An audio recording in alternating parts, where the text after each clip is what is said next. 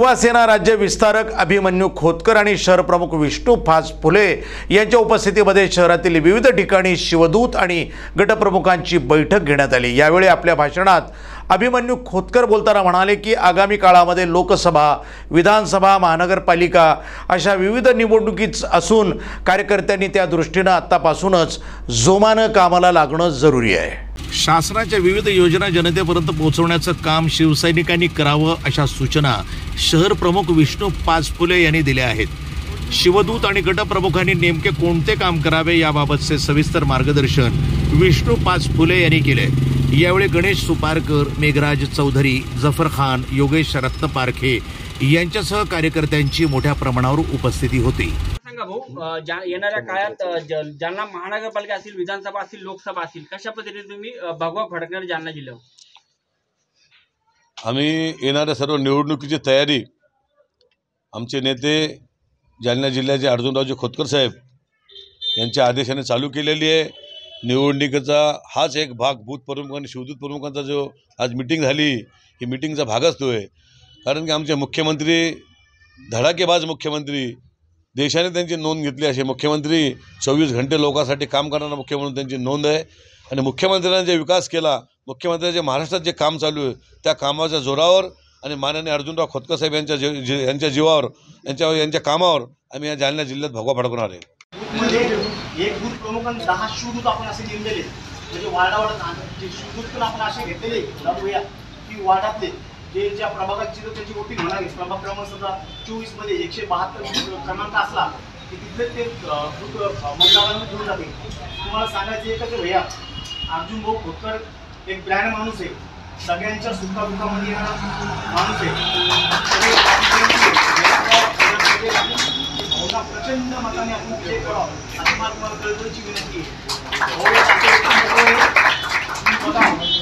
असे व्यक्तिमत्व आहे आज जालना शहरामध्ये जे काही काम चालू आहे फक्त अर्जुन भाऊच्या धक्क्यामुळे ते लोक काम करायला। आतापर्यंत आमदार खासदार होऊन गेले, कधी शहराचा त्यांनी विकास केला नाही, फक्त त्यांना माहिती आहे भाऊचं असे जब जब मी बिकराऊ तुमने हफ्ता असेल मी बिकराऊ असं भाऊचं मीटिंग प्रसंगी विचारमंचावर उपस्थित ते बूथवर आपण काम कसं करायचं।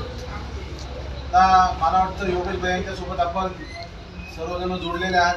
सर्वजण सगळ्यांना निवडणूक काही नवीन नाही आणि निवडणुकीत कामे आपण सर्वजण करतो। पण मला वाटतं जेव्हा निवडणूक येऊ घातलेली असते तेव्हा बूथचा जो आपला पाया असतो तो आपण पक्का करायचा असतो। शेवटी जेव्हा आपण घर बांधतो, घर बांधत असताना घराचा पाया आपल्याला मजबूत करावा लागतो। जर आपला पाया मजबूत नसला घराचा तर घर काय होते। म्हणून आपल्याला आपलं जे आता 2024ला जे घर बांधायचंय मोठं, त्या घराचा पाया आपल्याला मजबूत करायचा आहे।